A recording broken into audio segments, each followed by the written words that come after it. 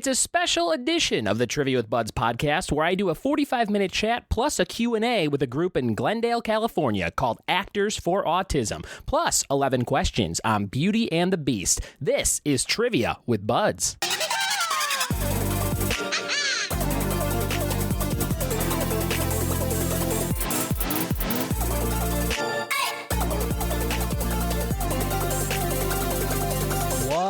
It be. Welcome to a Friday edition of the Trivia with Buds podcast. This show comes out every single Tuesday, but I wanted to do my first ever bonus episode to get you ready for the weekend. So this is some audio I recorded in Glendale, California at an organization called Actors for Autism, where I talked to some students of film and television a couple weeks ago about how I got into comedy and performing and getting my motor going on getting into the industry. So I talked for about 45 minutes with these great kids and adults as well, and they asked me some cool questions as right after I was done. So I think you'll like the Q&A. I think you'll like what I have to say about my whole story if you haven't heard it before, and maybe it'll push you in the right direction if you're thinking about moving out to LA or getting started in comedy or anything like that. So this is a bonus episode. It's different than other shows. There's not going to be two people going head-to-head in trivia on this specific episode. But if you like that, check out the show every single Tuesday at 8 a.m. Pacific time, or you can listen to another episode of at least 20 plus questions that we do with two different topics. Since there is no trivia in this specific chat that I do, we did do trivia at the end, but it was visual based, so I can't really do that for the podcast. I have a special round of trivia in this intro right now for you. So if you need that trivia fix, if you want some more questions, I got them for you, and they're in the form of Beauty and the Beast. That new live action Beauty and the Beast Disney movie is on its way, and everyone's talking about it. That buzz is going. So I have some questions for you, and they will be here in the intro. We'll do 11 questions. This is from a live round I did at Trivia with Buds this week. If you want to play with me, check out my website, triviawithbuds.com. Find the location closest to you and come out and play on a weekly, bi-weekly, or monthly basis, depending on the location. So we're going to get into it right now. Here are 11 questions on Beauty and the Beast, and listen to this 45-minute chat with Actors for Autism, and then get the answers to those questions in the outro to this episode. Thanks so much for listening. Share this with a friend. Here we go. Beauty and the Beast. Be our guest. Actually, that's what the first question's about. Question number 1. Fill in the blanks to these lyrics from Be Our Guest. Be our guest, be our guest, put our blank to the test. Tie your napkin round your neck, Sherry, and we'll blank the rest. That's number 1. Number 1, here it is again. Be our guest, put our blank to the test. Tie your napkin round your neck, Sherry, and we'll blank the rest. If you're playing along at home, fill in those blanks and see if you can figure it out. Here's question number 2 for Beauty and the Beast. What year did the hit Disney animated movie come out? Was that 1990, 1991, or 1992? What do you think? The Disney animated film that took everyone's heart by storm. Was it the early 90s, 1990, 91, or 92? Here's question number 3 for Beauty and the Beast. Belle is the only person shown in her village who wears what color to show how different she is? What is that color that Belle wears in her village to show how different she is? She's crazy. She likes books. Come on. Girls don't read books. That's insane. Number 3, Belle is the only person shown in her village who wears what color to show how different she is? Here's number 4, Beauty and the Beast. Number 4, in the story, the Beast must learn to love and have someone love him by his what birthday? What number birthday does he need to break that curse by? Number 4, in the story, the Beast must learn to love and have someone love him by his blank birthday. Number 4. Here's number 5, Beauty and the Beast. Number 5, when Belle misses her father, the Beast lets her use his magic blank to see him. Fill in that blank. When Belle misses her father, the Beast lets her use his magic blank to see him. If you don't know the answer to that one, it's always fun to put in something raunchy, right? That would be a great blank to fill in something raunchy. Number 5. Here's number 6, Beauty and the Beast. Number 6.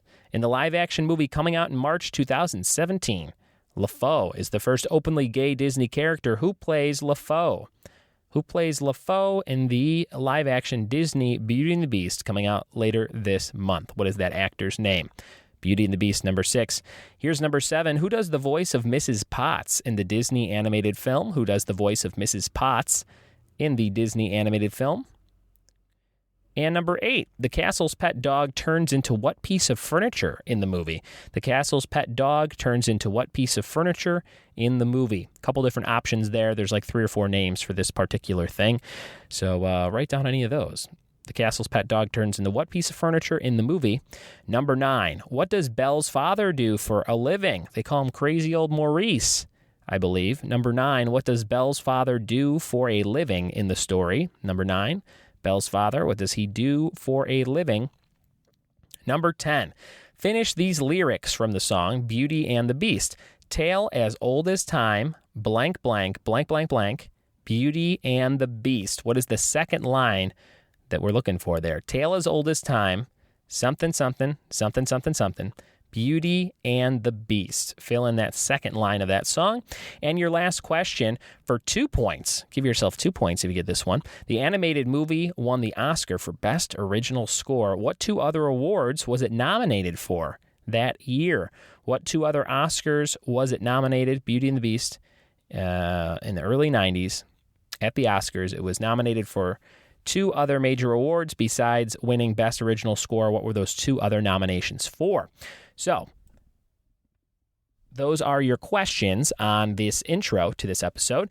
Look for the answers in the outro to this episode in about 45 minutes. Listen to this chat. If you get anything out of it, send me an email, ryan@ryanbuds.com. I'd love to hear from you. Tweet to me, Instagram me, Facebook me, Ryan Buds, or Trivia with Buds on everything. And I will respond to you if you have any questions about anything pertaining to moving out to Los Angeles, getting started in comedy, getting started in acting, all that different stuff. Happy to help you out. Without any further ado, here is my chat with Actors for Autism in Glendale, California. Here we go.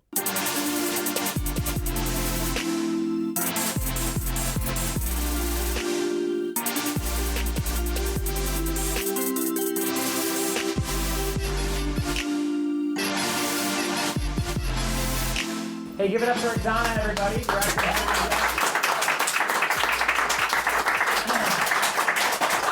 Special thanks to Liz Fenning as well for getting me intro today.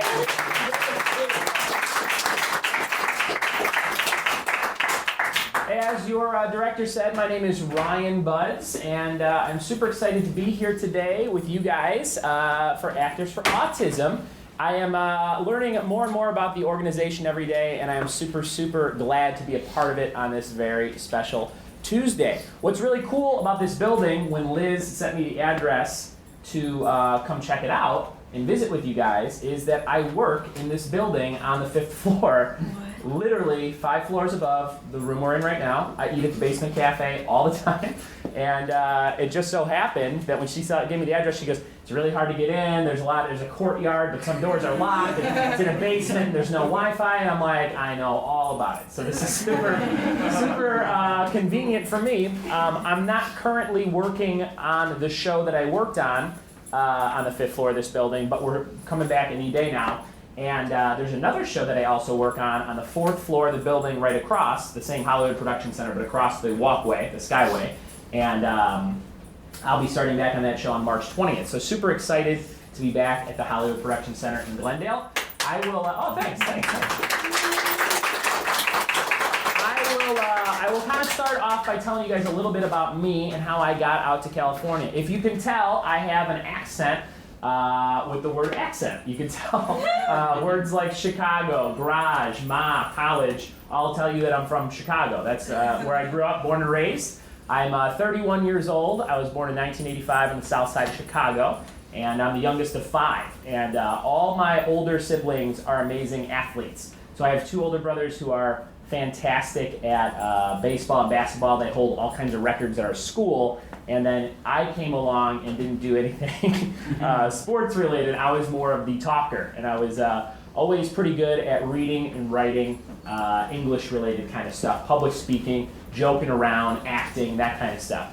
At an early age, I used to really enjoy making people laugh, and I know that a lot of comedians usually have that background, but I would write kind of like little sketches and skits and jokes and scenarios about my parents, mostly my parents. and I would deliver those. I would type them out, and I would read them at family parties. And then all the rest of my relatives would laugh because they know my parents and how crazy they are. For example, my mom and dad used to watch the show Who Wants to Be a Millionaire? I don't know if anyone remembers that game show, but they used to watch it in separate rooms, and they would scream out the answer before the other person could get it, and then the other person would swear at the other person. So, I grew up in a household that was really fun. It was a really fun environment, and there was a lot of material just happening around me where I was like, I need to tell people about this. So by the time I got to high school, I realized I wasn't going to be an athlete like my older brothers. I was going to be on the speech team. And speech team in high school in Illinois is very competitive. It's at like a state level. So there's 14 different events that you can compete in, and you kind of find the one that fits your niche, what you're good at. So one of the events that I did was called original comedy, which is a lot like stand-up comedy, where you would write an 8-minute story with characters and kind of tell this plot where you meet all these 80 characters, and it's like, it could be anything, but it had to be clean, and it had to have a lot of jokes in it. So I got really good at that, and I had these speech coaches who were, 10 or 15 years older than me, but they saw how much I liked comedy, so they introduced me to a lot of great stuff like Mr. Show. Has anyone ever seen Mr. Show? It was an old HBO sketch show. I love it. You love it? Very good. I know of it. Oh, you know of it. Very good. Stuff like Arrested Development had come out when I was in high school. Love Arrested Development. Older stuff like the movie Clue. Has anyone ever seen Clue? Yes. Oh, Yes. man. Yes. Clue is one of my all-time favorite movies. And when I was a junior in high school, I got to audition to be in the stage version of the movie. We were doing it at my high school because, again, I had these really cool speech coaches that were just amazing at introducing us to great material. And I auditioned for Wadsworth the Butler, and I was super excited because he gets to run around and he gets to introduce and kind of explain the whole storyline and who did what and who murdered who with what thing in what room. And I thought that was going to be so much fun. And I didn't get that part, and I was like crushed because I'm like, oh, this was like meant for me, and I really wanted it. And I was a junior, and they gave it to a senior, and they're like, but we want you to play Mr. Green. And I was like, Mr. Green? I'm like, he's not that fun. Ended up being the funnest thing I ever did, and it's still like one of my most fondest memories when I think back to the 4 years of high school and even college. I always tell people, I'm like, I got to be Mr. Green. I got to say. One of the lines I got to say in front of my entire school was I had to stand up and say, I'm a homosexual. and then I sit back down on the couch and the guy next to me kind of scoots off to the side. And as a 15, 16-year-old kid, I was like, oh my God, I have to say this in front of the whole school. But it was a huge comedy moment, and that was kind of like when I learned that I would do anything for if the material's funny enough. It's like, I don't care what I'm saying, as long as this joke is going to land. And it did, and that whole scene was great. And at the end of every performance we did of Clue, the movie, the play, we had the audience vote on who they thought the killer was and what the ending was, just like the movie. So it was really cool. They would put my name on the ballot, even though Mr. Green could never be the killer. He's always the guy at the end who ends up being an FBI agent, which is cool. At the very end of the play, I get to say, I'm going to go home and have sex with my wife. So that canceled out the earlier lines. So it was just a really fun part of the play. But every time people wrote, they had the 6 names to choose from on the ballot, they would always pick Mr. Green because I don't know, they just liked what I did with the character. So that was really cool. So it was like reassuring at the end. They'd be like, well, Ryan Buds with Mr. Green got 400 votes, but he can't be the thing, so we'll go with Colonel Mustard, who had the second most votes. So that was always like a really fun memory of high school and acting and performing for me. And I kind of took a lot of the fun I had doing speech team and plays and things like that in high school, and I kind of started exploring the idea of what the number one thing I like doing, which is making people laugh. So I'm like, I don't really want to act in drama. I've never really done any drama. A few little one-act plays here and there, a few scenes and things. But when I got to college, I was like, how am I going to do this? I think I'm going to do stand-up comedy. Stand-up comedy is one of the coolest things because you have 100% control over it. Nobody's, for the most part, is writing anything for you. And you're coming up with what you want to say and how you want to say it. And you're just doing a lot of trial and error to see what works and what doesn't work with different audiences all around the country. And it's super, super fun. So I started doing that in college. There was an open mic in my dorm basement.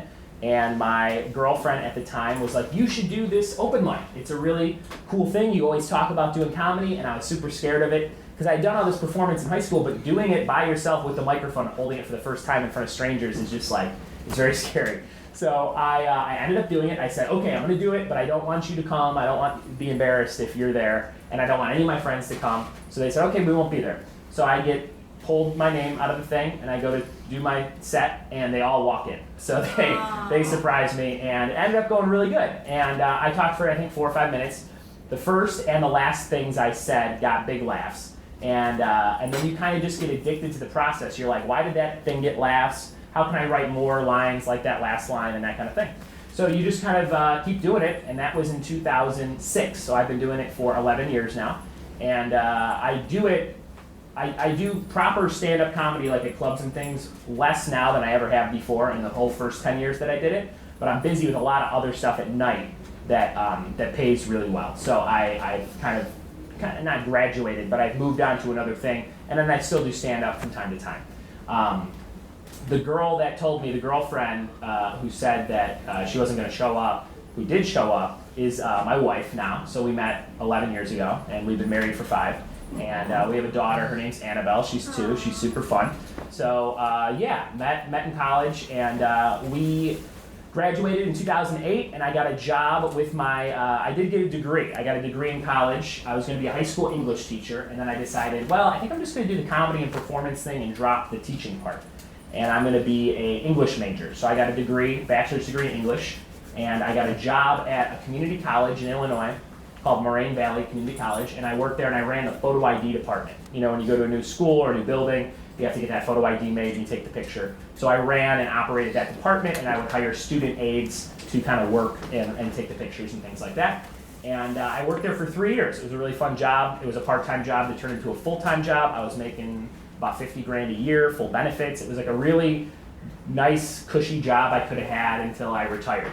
And the whole time I was doing that, I would take my vacation time, my weekends, my sick days, and I would do comedy, and I'd perform, because that's what I really wanted to do. And at a certain point, I said, I don't care how much I'm making, I want to take the leap and do comedy full time. So I told my wife, I think I'm going to quit my job, and she said, okay, I support that. And I started doing comedy full time in 2011. So 2011 to 12, I did comedy full time. I was at a different club every weekend, doing all kinds of road work and traveling around the Midwest and coming out here to visit and that kind of stuff. My wife's originally from Ontario, California, not too far from here. So she has a lot of family out here, and she grew up this way. And we always kind of talked about moving out to LA at some point. So after a year of doing the full-time comedy stuff around Chicagoland, we moved out here in 2012, and we've been here since October 2012. So we just hit 4 years, a little over 4 years. And my wife had a job lined up when we moved out here, and that kind of kept us afloat for a while. But one of the things I wanted to do was to try and pull in some money. So I started hosting trivia nights at bars and venues and all kinds of different places around California. And what a trivia night is you go to a bar, and every Tuesday from 8 to 10, people come and play trivia at that bar. It's usually free. And if you win, you get like a $20 or $25 or $50 gift card to the bar, or a bar tab, or free drinks, or that kind of thing. And I give away a bunch of prizes as well. And I have a ton of fun doing it. And it's all pop culture stuff: movies, music, television, video games, comic books. If you like any of that stuff, which I can tell by a lot of the shirts in here, Dragon Ball Z and Space Invaders and Quicksilver and Squad Goals with the Mario gang on it, you guys would probably be into that, which is why I hope you'll have fun with some trivia that we do today. But yeah, I kind of started doing that almost for fun and for a little bit of extra income. And I had one night in 2012, and now I have 14. So I have 14 nights. I do it almost every night of the week. And I have other comedian friends of mine who move out here from Chicago or from the East Coast, and they're looking for work. And I kind of plug them into different trivia nights. And it's a good way to make a few extra bucks, and it just takes 2 hours out of my night. And I have a lot of fun doing it. So that whole side business and kind of staying positive and staying in the hustle with everything has led to like a really good, I could do that full time and we'd do okay, but it really helps when I have like an acting job during the day for a couple weeks or a production job. So that kind of leads to what I do in this building. I work on the show Ridiculousness on MTV. It's a clip show. That's my most current job, and Rob Dyrdek is the host of that show. It's been on for 10 seasons, and we work on it in these 10 episode chunks. So we start the next 10 episodes on March 20th, which is why I'll be back on the 4th floor of the other building. And I've worked with Rob Dyrdek's production company called Super Jacket, which is all his shows on MTV, Rob and Big, Ridiculousness, Fantasy Factory, and then there's a show called Crashleets on Nickelodeon that is his as well. Dude Perfect, if you've ever seen those guys that do trick shots, they have a show on CMT. Snack Off, that's a cooking show. So they do quite a bit of stuff on MTV, Nickelodeon, etc. And I've been super lucky to be part of the Super Jacket family with that company. It's probably about 50, 60 people that work there in terms of all the editors and the hosts and the different producers that help make those shows happen. And I started with Super Jacket in February 2014. So I just hit 3 years actually. And I got that job because I texted a comedian friend of mine. I was interviewing for similar jobs and not getting them because I didn't have a ton of experience in that production world. And I texted a friend of mine who was a comedian. I said, I know you work on an MTV show. I didn't even know what it was. And I just said, do you know of any openings or anything I can send a resume to? And he goes, yeah, my boss is looking for somebody today. And I sent my resume and I interviewed that day. And one of the people I interviewed was from Chicago.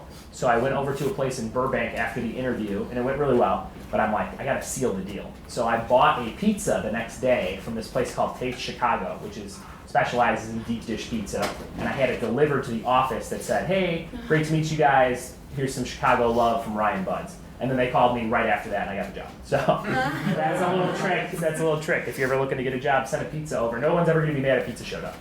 So that was really fun. And I worked with those guys on Ridiculousness for about 2 years. And then I transitioned over to a Nickelodeon show called Crashleets. It's hosted by New England Patriots player Rob Gronkowski. And literally, we taped a ton of stuff with Gronk literally on the 5th floor of this building. So there's a chance you may have seen him. He's about as tall as the light right there. He's a monster, and he's super fun to work with. So he'll probably be around this building again in, I would guess, the next time we film, probably around the summertime, I would guess. So that's really fun, and it's a super fun show. It's a clip show. If you don't know clip shows, they're basically people falling down on the internet, and we put it on a show. So super fun to work on, and that's like my full-time gig. I worked most recently on a 90th anniversary special for NBC that aired on last Sunday with the Paley Center. That was really fun. My jobs on these clip shows are to either find out who posted the clips we want to use and get them to sign release forms.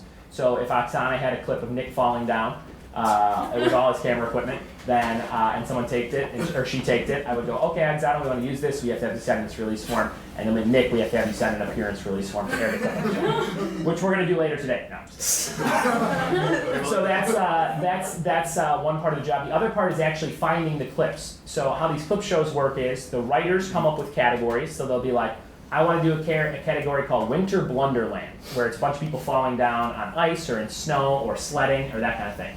And then my job as a segment producer on that show is to find, 10 or 15 examples of that clip on the internet that we haven't used on any shows before. So we might have somebody falling down in a pile of snow or jumping off a roof into snow or something like that. And then I pitch all 15 of those clips to the writers, and the writers go, okay, we want to use these 5. And then that's kind of how the process works. So it's a super fun job. It's creative because you're helping, come up with the content for the show. And if you have an idea for a joke and that kind of thing, it's a very kind of open environment where you can be like, oh, we could say this kind of line here with this kind of joke. And as a comedian, that's what I get a kick out of. So I spend most of my days right now working full-time on production shows like that, like Ridiculousness, Crashleets, little specials here and there. And then on the weekends and nights, I host trivia and do stand-up as much as I can. And then every once in a while, I get to do a little acting role. And most recently, I was in a movie called, have you guys heard of Straight Outta Compton? Yes. Yeah. Yes. Yep. So I wasn't in Straight Outta Compton. I was in a knockoff monster movie called Snake Outta Compton, which will be out. It'll be out like this fall, hopefully. And I play a newscaster. I had a gross mustache and big glasses and a jacket and things. It was super fun. I'll try and show you guys some pictures in a little bit. But it was a really fun experience. It was just something I shot over the weekend. And I've somehow kind of become, I don't want to say known for the cheesy monster B movies, but I was in the first Sharknado movie, and I was in a movie called Airplane vs. Volcano, which is ridiculous. These are all on Netflix, and then now it's Snake Out of Compton. I've also been on shows like How I Met Your Mother. I got to be like a roller skating hipster with a big curly mustache.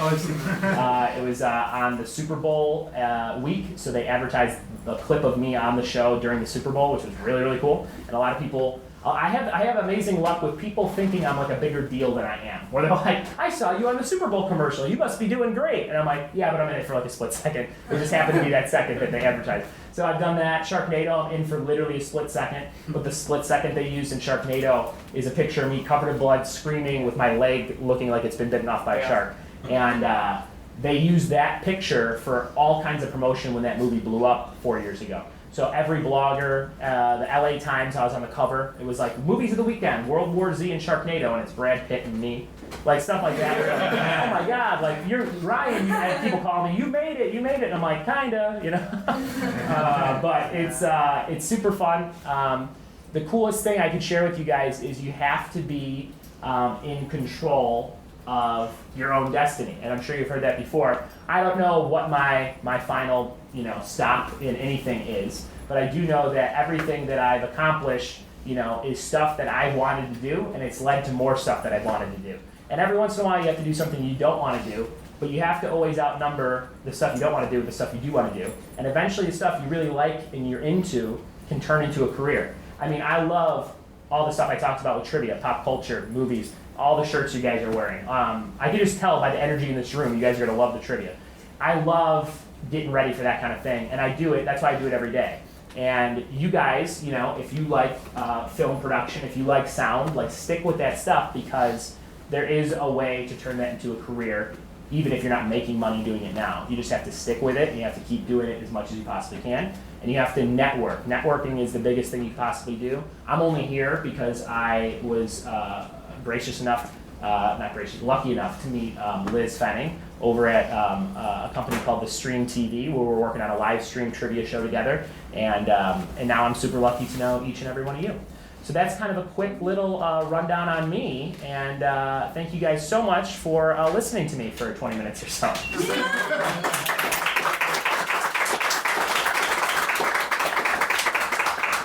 I will kind of open the floor up. Do you guys have any questions about anything? Oh, a lot of questions. Very good. I'm going to get each of your names when I ask you a question, and I'll kind of go around. We'll start with my friend back here in the blue pullover. What's your name, sir? Alec. Alec, how you doing, Alec? I'm good. So, since you're from Chi-Town, have you ever been to Portillo's? I have been to Portillo's, and I'm so happy you brought that up. And you know what? I might be going to Portillo's today, because they have one in Buena Park right by Disney, and my wife is, she drove with me. We're on a Disney day date after this. So we have Disney season passes, and we always bring the kid, and we thought, why don't we go together? And I didn't have anything the rest of the night, so after this, I'm going over there, and now that you said the magic words, I'm going to get a cake shake, which is a milkshake with a giant piece of cake floating in it. I'm going to get a Chicago-style hot dog. I'm going to get a beef and cheddar croissant. I'm going to get it all thanks to Alec. Portillo's is amazing, amazing Chicago-style fast food. So if you're ever in Chicago, or if you find yourself by Disney,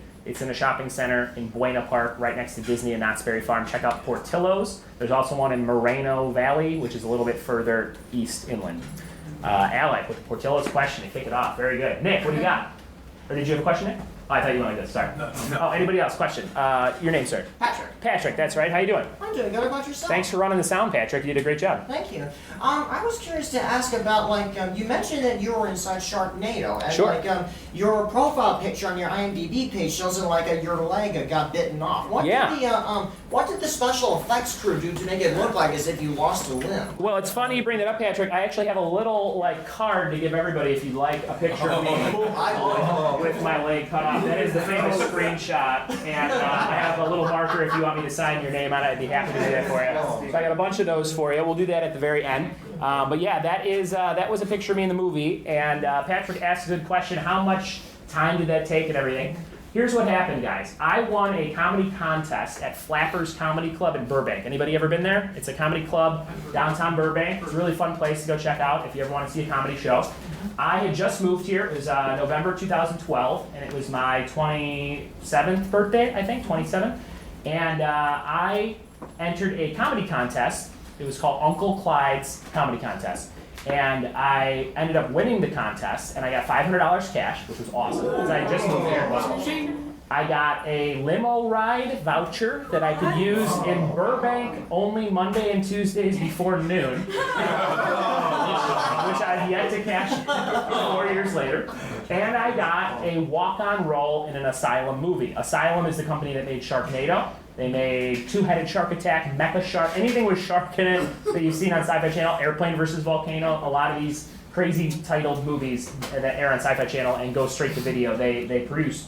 And they are located directly across the street from Flappers Comedy Club. So that was one of my prizes. I walked across the street the next day. I lived in Burbank at the time. And I said, hey, I won this comedy contest. Oh, it was my birthday. I won it on my birthday, too. That was a really cool thing. It was a great birthday. And I also ate the grilled cheese truck for the first time that night. So I always remember all the things from that day, which I really love. So I walked across the street. It's this kind of ragtag office, and the woman at the front, I said, hey, I won this comedy contest across the street. I get to be in a movie, I think? She goes, oh, I don't know anything about that. And I'm like, oh, no. So she goes, let me get the boss who runs the whole place. So this guy, David Latt, comes out, and he's on rollerblades in the office. So he comes to a stop, and he's like, hey, what's going on? And he's like, I heard you won something? I was like, yeah, I won a contest. He goes, I don't know anything about that. I was like, oh, it's the guy that runs the whole company. I go, okay, well, maybe there was a mistake. And he goes, no, we'll kill you off in some movie if you want. And I said, okay. He goes, we'll put you in this shark thing. So this was January of 2013. So they just said some shark thing, no idea what it is. I had just moved here, and someone said, when you go into that office, make sure you ask if they have any production assistant jobs available. You could be a production assistant and learn the set and all that stuff, because I had never done that either. So I said, oh, by the way, they're like, yeah, shoot's next week. It's for like, we'll work you in, we'll hit you up. And I said, well, I just moved here. Do you guys need any production assistants? And the guy goes, yep, $100 a day, you're hired. And I was like, oh, wow, okay. So that was like the coolest thing. And I got a job on the first, it ended up being Sharknado. I worked for, I think, 22 days, $100 a day, just moved here. It was great. Wow. And it was really long days, and it was like, oh, this is how you make a bad movie. It's like, they're like, notorious. It was, a low budget. I think it was $750,000 budget, and really kind of cheesy effects and stuff. But they had a couple name stars from 90210. Ian Ziering was in it, and Tara Reid from the American Pie movies was in it, and some other actors here and there. And they didn't think it was going to be, it was just going to be a little thing that airs on Sci-Fi Channel. Well, when people got hold of the title Sharknado, they went nuts with it. And they're like, what is this, a tornado with sharks in it? And people just couldn't comprehend. And it became this huge pop culture, part of the pop culture lexicon, where people just wanted to say the word Sharknado. People are like, I know what Sharknado, I've heard of Sharknado, and it just is so ridiculous, it just becomes part of lingo. And then when the movie premiered, and it was so bad it's good with these cheesy effects and acting and stuff, and my whole scene in the movie is shorter than a Vine video. It's 3 seconds. And I remember people posting on Vine, wow, this guy really went for the Oscar, because I'm just ah! And this picture is much clearer and bigger and brighter than it looks in the movie. In the movie, it's dark and gross, and it's just not very good. But it's all about, I've taken that situation and getting to be in that, and kind of people know me for it. When I go on stage at a comedy club, someone goes, this next guy was in Sharknado, and people are already oh, because they just know what that is. So it's that's another little tip. It doesn't just kind of roll with stuff sometimes, because it could lead to a lot of other things. I've been on a million morning shows. I've been on radio shows. I've gotten to, I was on a show called Beverly Hills Pawn, one of those pawn shop shows, which by the way are all fake. So if you're ever oh, they're really buying or selling these things, they're usually not. So I was on Beverly Hills Pawn, and a friend of mine was producing the show, and they said, you want to be someone who's selling something? And I said, sure. And they had a character. They're you'll be Jake, and you have this. And I'm like, can I just be Ryan? I'll be Ryan, and I'll sell a prop from the Sharknado movie, and they won't want it. And I'm trying to sell the prop for a really expensive baby crib my wife wants. She wanted a $20,000 baby crib, which is not true. And so the guy denies me, so I wanted $20,000 for a styrofoam shark fin that the director and stars in the movie signed. He says no, and then I go, okay, well, I guess I'll hang this above the crib, and we can always, a cheaper crib, and we can always remember I was in Sharknado. So anyway, little stuff like that, and people, when they rerun that show, they're like, I saw you on the Pawn Shop show, and it's just a lot of interesting things have come from winning that comedy contest 4 years ago. So back to what you said, Patrick, the process of the makeup, was, so I was a production assistant, so I had to do stuff like clean up garbage and do all these different things, running around, do errands for the shoot. But on one day, towards the end, we were shooting on a beach, and they said, I had to kind of keep reminding them, like, hey, by the way, can I get killed off in the movie, you know? Because they would kind of forget, because I'm just like one of the almost like grunt workers on, you know, there are like 8 of us. And they go, okay, we have this guy from Fangoria magazine, which is like a sci-fi horror magazine that's been around forever. They're like, he's going to write an article about the movie, so we're going to make it look like a shark bit his arm off, and then we'll make it look like a shark bit your leg off. So it was like, I think it was about 2 hours in a makeup chair, and they put a prosthetic on my knee, and it kind of looked like a bite mark. And then I'm like, oh, cool, so are you guys going to CGI out the rest of my leg so it looks missing? And they're like, no. They're like, you're going to dig a hole in the sand and put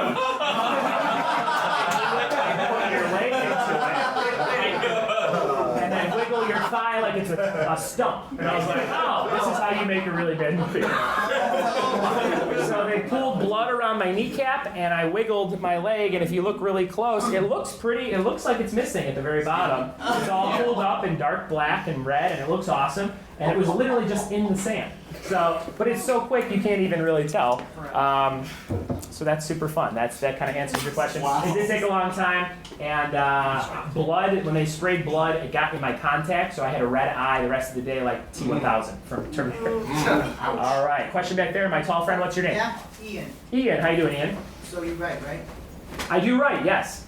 So what makes a good writer, and what software is best for writing? So I think what makes a good writer, it kind of depends on what you're looking to write. Ian, are you interested in writing screenplays or jokes or sketches, or is there anything specific, books, blogs? I'm into animated series and animated movies. Very cool. Okay, cool. So I would think what makes a good writer for an animated project is being able to convey emotions and story through characters that aren't necessarily real people. So, you know, you're working with animation, you're working with drawings and amazing artists that kind of bring those characters to life. Some of my favorite shows to watch for emotional hooks and comedy are Adventure Time and Regular Show. I love both of those shows quite a bit. And those shows kind of stand out to me as shows that really do a good job of pushing emotions, but telling a story and still remaining funny in a really unique way with unique characters. So I think you can kind of look to shows like that. You could look to any of the Pixar stuff. My daughter's 2, so she's really getting into a lot of the Disney and Pixar stuff. My favorite Pixar movie of all time, and one of my favorite movies of all time, is Up. Because I think when Up came out, I couldn't name a better movie the year that it came out, the year before it, or the year after it that like moved me in a way that this movie did, and it was just voices, really, and then the animation part of it. But stuff like, the very end of Up, when the house finally settles in the jungle-y area where they always wanted to be together, man, that gives me chills just thinking about it right now. So if you can find a way to make people care about characters, no matter how long or how short you have their attention span for like a 1-minute thing or for an hour-and-a-half thing like Up, I think you're doing some really hard work, but I think that you can look to projects like that to kind of get a better sense. Read those screenplays. I think everybody who wants to write screenplays or write for animation or anything like that, you have to read that stuff constantly. And I'm guilty of not reading enough of it and then just kind of trying to dive into it myself. I've written, I want to say, 4 full screenplays. Nothing's ever really happened with them, but I have gotten a lot of cool notes. Most recently, I wrote a movie called 13 Clowns, which is about a traveling circus of murderous clowns. And every 13 years, they come to a new city to steal the souls of 13 children. So it's just like a really kind of quick thing that popped in a head of a friend of mine that I grew up with, and we wrote it together, and we just finished a draft of it. And I think it's really fun and could be like a low-budget Sharknado-y kind of movie, but done even less cheesy and more practically with these clowns doing a lot of clown murders and things. But that's kind of what I'm into. I write a little bit of horror, a little bit of everything. Again, drama is really tough for me though. So yeah, I think you should check out a podcast, Ian. It's a podcast that I work on. It's called On the Page. It's totally free. It's on iTunes, Google Play, or onthepage.com, I believe, or maybe .tv. It might be onthepage.tv. It's a good friend of mine. Her name's Pilar Alessandra. She teaches amazing screenwriting courses all over the world. She's super renowned. She's been doing it forever, and she's just really, really talented in helping you bring your story to life. And her podcast, I'm a co-host on it. I work on it every few months, and she's coming up on 500 episodes. And I've gotten to meet amazing people on that show, like the guy who wrote Aladdin and all the Pirates of the Caribbean movies and The Lone Ranger. And I mean, his resume is insane. He's one of the highest paid screenwriters of all time. And you can listen to that episode for free and get a lot of tips from him, especially about writing animation. So check that out, Ian. Any other questions? Right up here, Deadpool jacket. What's your name? Sawyer. Sawyer. Nice to see you. Nice jacket. Well, I did have the question, but you answered because of Patrick's thing. Sure. But the thing is, you know the movie is bad if they tell you to just dig a hole in the sky and put your leg in. Exactly. They're like, we don't have time. Literally, the sun was setting, so they're like, we're losing light. Just put your leg in the sand. You know what I mean? You know it's bad when they tell you to do that. Of course. Sawyer knows what's up. Any other questions? Right here. What's your name? My name is Susan. Susan? Yeah. What can I answer for you, Susan? I was wondering, on the NTV, the show Really Ridiculousness, how long did it take to make, like how long did it take to prepare everything? Sure, yeah, an episode of the show, like I said, we make Ridiculousness in 10 episode little chunks. 10 episodes is usually, I think, about 2.5 months. So 2.5 months from beginning to end would be the writers coming up with categories and guests, because they kind of build the categories around guests. So if they have a guest who's an athlete, they might show more sports and athletic kind of clips, that kind of thing. So they'll do that. That takes a little bit. They come up with the categories. The segment producers find clips that fit those categories. The writers approve those clips. Once the clips get approved, associate producers source the clips and figure out who they belong to and get the releases signed. They get the releases sent to the people send the releases back, and then our clearance department kind of finishes up that process. Sometimes we have to pay people for clips if it's like a big commercial thing. Most of the time we don't. But that is how that show works, and beginning to end, and then we film everything. The 10 episodes film over about 10 days. So it's like every other day they shoot 2 episodes. Or maybe it would be 5 days. No, about 10 days, every other day. And so it's a really quick process. And usually they do 30 episodes a season. We just hit 200 episodes total over 10 seasons. So That's awesome. super fun. Yeah. Right up here, Oksana. You know how you were saying that to keep your career, what you wanted to do? Sure. Like for me, I want to be an editor. Sure. For my entire life. Okay. Because I know you have so much stuff going on. Uh-huh. And for me, I have so much editing to do. Sure.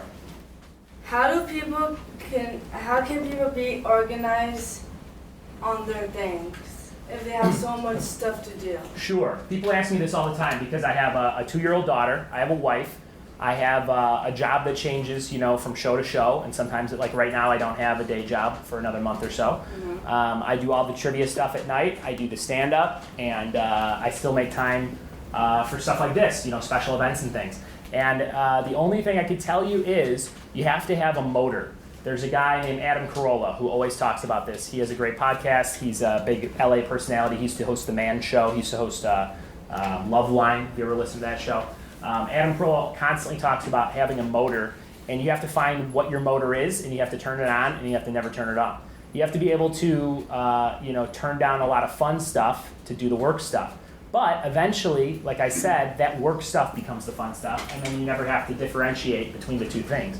I think staying organized with stuff like calendars, reminders in your phone.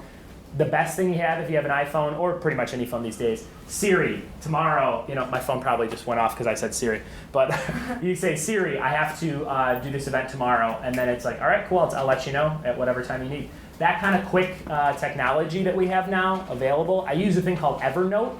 If you guys are looking for a really good app that's free and super easy and works on all your devices, Evernote is awesome. I make checklists on there of all the stuff I have to do. I have a trivia podcast, and I set up, like I'd have Oksana versus Nick, and you guys would give me 5 topics you're into, and we would do a trivia podcast for 45 minutes with you guys going back and forth with questions on those topics, and we kind of get to know you and why you like those things. And it's all about, scheduling that stuff. Like that's a big part of it, is getting people to be able to do it. And I use Evernote to kind of build those shows, and then I print it off or read it right off my phone. So I use that kind of stuff to kind of stay organized. I use technology quite a bit. And then you just have to kind of be accountable to yourself. You have to figure out what you want to do and the quickest way and the most effective way. A lot of people have told me in the 4 years I've been out here and throughout my life, work smarter, not harder. So, instead of, taking 20 trips up and down some stairs to load some equipment, find a way to do it in 3 trips with a cart. That's a quick thing where I'm like, oh, if I just had a cart, I could really cut down the time it's going to take me to move this equipment. You have to kind of take that little scenario and plug it into all your creative endeavors and figure out smarter, quicker ways to do the same amount of work and reach out to people, reach out to friends that want to do the same things. It's always super important to have like a buddy system to kind of keep each other accountable. So if you want to be an editor, I would suggest finding another person who either already works in the field of editing or somebody who really also is around the same skill level as you, and you guys can always kind of hold each other accountable for the goals you want to achieve to get into that industry. I think there's plenty of people who work in editing that would sit down and at least talk to you for a little bit about what it takes and that kind of thing. And especially you, Oksana, since you're in this building all the time, I could definitely introduce you to the editors on ridiculousness. Anytime you want to come up on the 4th floor and kind of see what they do and what goes into being in those editing bays for a hit show on MTV. So definitely can do that for you. Thank you. Of course, you guys. And if you guys want one of these, I got these for everybody. So I'll sign your names on them and all that good stuff. Thank you guys so much for having me. It's been a treat. And I'd love to come see you again. Thank you. There it is, the end of our very first bonus episode on the Trivia with Buds podcast stream on iTunes, Google Play, Stitcher, etc. If you got anything out of this episode, again, leave me an email. Throw me a message, ryan@ryanbuds.com. I would love to hear from you. And if you like this bonus episode, definitely let me know that too, so I know to do more in the future. This show is ever growing, and it's thanks to your reviews on iTunes, your sharing on social media, and your kind ears that listen to this show each and every week. Thank you so much for checking it out. And listen to new episodes every single Tuesday morning at 8 a.m. Pacific. This week, we have a doozy for you. It is a real fun episode, and I don't want to tell you anything about it, but I want you to listen to it. This Tuesday, make sure you check out another new episode of the Trivia with Buds podcast. Here are the answers to the Beauty and the Beast round from the intro to the show. So if you're looking to test yourself and see what you got right and wrong, here are the answers. Number 1, Beauty and the Beast. This was fill in the blanks to these lyrics from Be Our Guest. Be our guest, be our guest, put our blank to the test. Tie your napkin around your neck, Sherry, and we'll blank the rest. The words were service and provide. Put our service to the test, and we'll provide the rest. So those were the 2 words we were looking for. Beauty and the Beast, number 2. What year did the hit Disney animated movie come out? Was that 90, 91, or 92? It was 1991. 1991 was the year the movie came out. Number 3, Belle is the only person shown in her village who wears what color to show how different she is, and that is the color of blue. Everybody else wears dark greens, browns, reds, and she wears blue. Number 4, in the story, the Beast must learn to love and have someone love him by his 21st birthday. 21st birthday. Number 5, when Belle misses her father, the Beast lets her use his magic mirror to see him. Magic mirror. It's always good to have one of those lying around. Number 6, in the live-action movie coming out in March 2017, LaFoe is the first openly gay Disney character who plays him, Josh Gad, also the voice of Olaf in Frozen, who I might argue is also gay. Number 7, who does the voice of Mrs. Potts in the Disney animated film? That is Miss Angela Lansbury. She's a foxy lady back in the day. Go Google Angela Lansbury in the 30s and see what she looked like. She's still around, and I think she might be in a Mary Poppins sequel that they just announced, or something like that. Number 7, Mrs. Potts, Angela Lansbury. Number 8, the castle's pet dog turns into what piece of furniture in the movie? I was looking for footstool or ottoman or stool or something like that. Number 8, it is a footstool for the castle's pet dog. Number 9, what does Belle's father do for a living? Crazy old Maurice is an inventor. He's always inventing things. He's kind of a kook. Number 9. Number 10, finish these lyrics from the song Beauty and the Beast. Tale as old as time, song as old as rhyme, Beauty and the Beast. Song as old as rhyme. I used to have to sing this song in 8th grade music class with the rest of the class. We sang a lot of Disney songs. Under the Sea, Beauty and the Beast, The Muppet show theme song randomly. And this is the last question that we had for you. So hopefully you got this one right. For 2 points, the animated movie won the Oscar for Best Original Score. What 2 other awards was it nominated for? It was nominated for Best Picture that year, as well as Best Sound Mixing. So those 3 awards total, but they only won Best Original Score, Best Picture, and Best Sound Mixing. Those are all the answers for the questions from the intro to this episode. Hope you had a good time quizzing yourself on some Beauty and the Beast knowledge and listening to me talk for a good chunk of time and answer some questions from Actors for Autism. Google them, search them up, and find out more about their organization, Actors for Autism, Glendale, California. I'm sure I'll be there again soon, especially because I work in the same building as that group that I now know. Thanks again for listening. Share this with a friend, and we'll see you this Tuesday for more Trivia with Buds. Bye-bye.